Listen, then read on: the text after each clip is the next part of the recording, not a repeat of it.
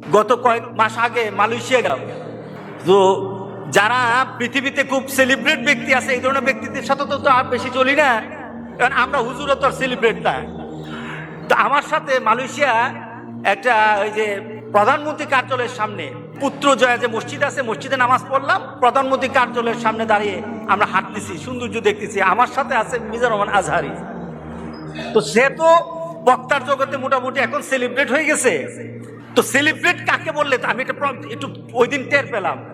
এখন আমরা দাঁড়ানো অবস্থায় হঠাৎ কতগুলি বাস দাঁড়ানো, ওই বাস থেকে যারা প্যাসেঞ্জার ছিল তারা সব নেমে গেল, সব নেমে দেখে দৌড় দিল। ব্যাপারটা কি? কয়েকটা লোক এসে বললো আমরা আমাদের বাড়ি পশ্চিমবঙ্গ চুরুলিয়া বললো, আরেকটা কোন কোন এলাকা বললো, যে আমরা আপনাকে পছন্দ করি। এখন দেখি 4-5টা বাসের সবাই দৌড় দিছে, মিজানুর রহমান আজহারির সাথে দেখা করবে, একটু মুসাফা করবে। আমি কি তুমি তাড়াতাড়ি গাড়িতে উঠো, তোমার অবস্থা খারাপ করে ফেলবে না, আর আমরা কোথাও বেরোতে পারবো না, তাড়াতাড়ি ঢুকো। তখন তাকে বললাম যে সেলিব্রেট যারা দুনিয়াতে সেলিব্রেট হয়, যারা দুনিয়ার মধ্যে সম্মান মর্যাদা বিভিন্নভাবে কামাই করে, তাদের বুঝি মর্যাদা এইভাবে আল্লাহ রাস্তাঘাটের মধ্যে বাড়ায় দেন। যারা দিনদার তাদের জন্য দিনদারের পদ্ধতিতে বাড়ে। কিন্তু একটা নায়ক নায়িকা যখন রাস্তায় নামে, ছেলেপেলেরা যখন হাতের অটোগ্রাফি দেয়, এই অটোগ্রাফি হবে দুনিয়ার জন্য, আখিরাতে পাওয়া যাবে না। কিন্তু যারা আল্লাহর জন্য সেলিব্রিটি হয়, তখন ফেরেশতারা বলবে দুনিয়া তো পাশে ছিলাম, আল্লাহ সুবহানাহু ওয়া তাআলা তাকে বলবেন দুনিয়া তো তোর সম্মান ছিল, আখিরাতে তোর সম্মান থাকবে। আর যারা খেলোয়াড় হয়ে, যারা গায়ক গায়িকা নায়ক নায়িকা হয়ে, যারা সমাজের মধ্যে বিভিন্নভাবে সম্মান মর্যাদা করে কিন্তু আল্লাহকে খুশি করতে পারে নাই, আল্লাহর কসম মরার পরে তারা অস্থির হয়ে যাবে, মরার পরে তারা বিপদে পড়ে যাবে। এই সেলিব্রেশন কোনো তার কাজে আসবে না, কোনো কাজে আসবে না। সুতরাং আমরা আমাদের সম্মান মর্যাদা, আমাদের কারোর সাথে বন্ধুত্ব, আমাদের কারোর সাথে কোনো কথা বলা, আমাদেরকে চিন্তা করে বলতে হবে। হাসরের ময়দানে একটা ব্যক্তিকে দুজক থেকে উঠানো হবে। দেখুন বন্ধুত্ব কাকে বলে।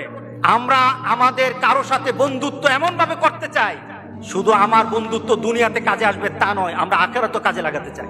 আমার বন্ধুত্ব এমন হোক, আমার বন্ধুত্ব শুধু এতটুকু যদি হয় দুনিয়াতে কাজে আসে, আখিরাতে হবে না, এটা বন্ধু না, এটা বিপদ।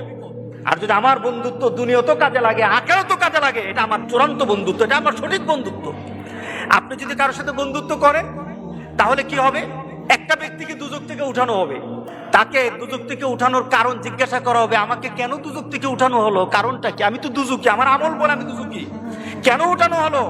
তখন সে বলবে যে আমাকে কি কোন নবী সুপারিশ করেছে? আমাকে দুজক থেকে উঠানোর জন্য নবীকে সুপারিশ করেছে? ফেরেশতারা বলবে না, নবী করে নাই। কে করেছে? কোন আল্লাহওয়ালা ব্যক্তি, কোন দিনদার ব্যক্তি, কোন একটা প্রসিদ্ধ আল্লাহর পছন্দের মানুষ কেউ আমার জন্য সুপারিশ করেছে? না, সেও করে নাই। তাহলে কি আমার মা বাবা? না, তোমার মা বাবা না। তোমার পরিবার পরিজন? না, না, তোমার পরিবার পরিজন না। তোমার খুব নিকটের মানুষ? না, না, তোমার নিকটের মানুষ না। তোমার একটা বন্ধু ছিল, তুমি তাকে চিন্তা, তার একটা সম্পর্ক ছিল তোমার সাথে, কিন্তু সে যে চরিত্রের ছিল তুমি সে চরিত্রের ছিল না, কিন্তু সে তোমার মহব্বত করত, সে তোমাকে ভালোবাসতো, তোমার সাথে তার একটা চলাফেরা ছিল। সে জান্নাতে চলে গেছে আর তুমি দুজকে। সে জান্নাতে তোমাকে খুঁজতেছিল, আমার বন্ধু কোথায়, আমার বন্ধু কোথায়, সে খুঁজতেছিল তোমাকে, জান্নাতে তুমি খুঁজে পায় নাই। তখন আল্লাহকে বলেছে, আল্লাহ আমার বন্ধু কোথায়? তোর বন্ধু তো দুজকে, তোর বন্ধু তো দুজকে।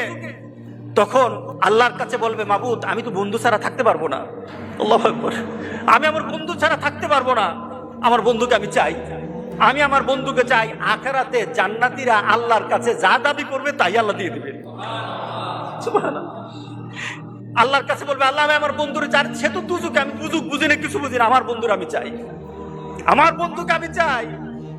আল্লাহ বলবেন, এই সে তো আর তার বন্ধুরে ছাড়া থাকবে না, সে তো অস্থির হয়ে গেছে, আনান আমার জান্নাতীদেরকে আগে খুশি কর, আমার জান্নাতেরই খুশি কর।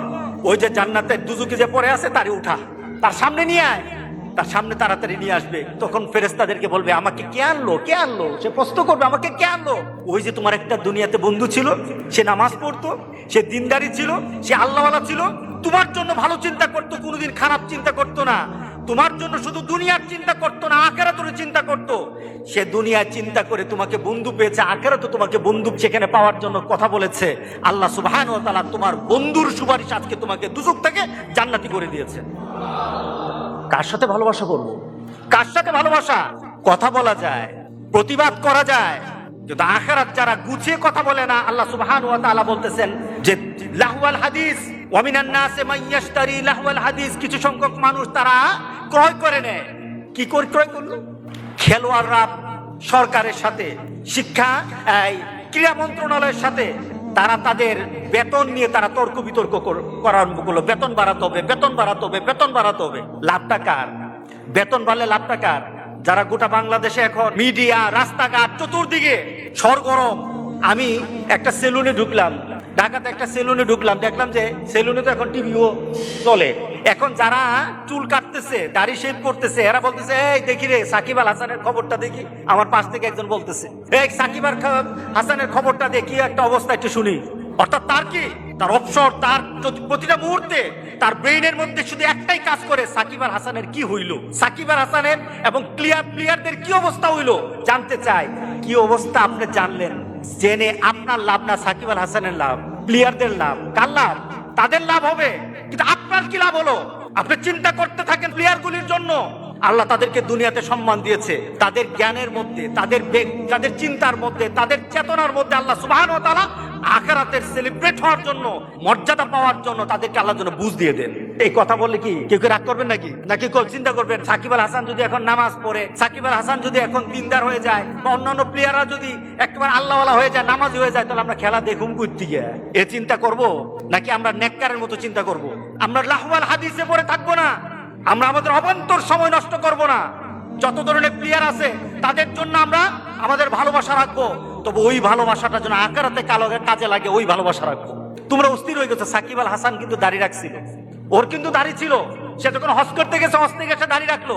তোমার চিন্তা যদি এটা চলে আসতো, সাকিব আল হাসানকে সরাসরি গিয়ে বলো, অথবা তুমি তোমার মিডিয়ার মাধ্যমে বলো, সাকিব ভাই আপনাকে কিন্তু দাড়ি সহ ভালো লাগতেছিল, কারণ দাড়িটা রাসূলের সুন্নত, আপনাকে আমি মহব্বত করি, কারণ আপনি রাসূলকে যখন মহব্বত করবেন আমি আপনাকে মহব্বত করি। এই কথা বললে সাকিব আল হাসান খুশি যেমন হবে, তার থেকে খুশি হবে আমার রাসূল। কথা ঠিক না? তার থেকে আমার খুশি হবে আমার রাসূল। তাকে মোটিভেট করতে হবে, প্রত্যেকটি মানুষের জন্য কল্যাণমুখী চিন্তা করতে হবে। আমরা ওই চিন্তা করতে পারবো না, ওই চিন্তা করব না, আমরা ওই চিন্তার প্রতি আমরা পা বাড়াবো না, যে চিন্তায় আমাদের শুধু দুনিয়াতেই দিবে, আখিরাতে দিবে না।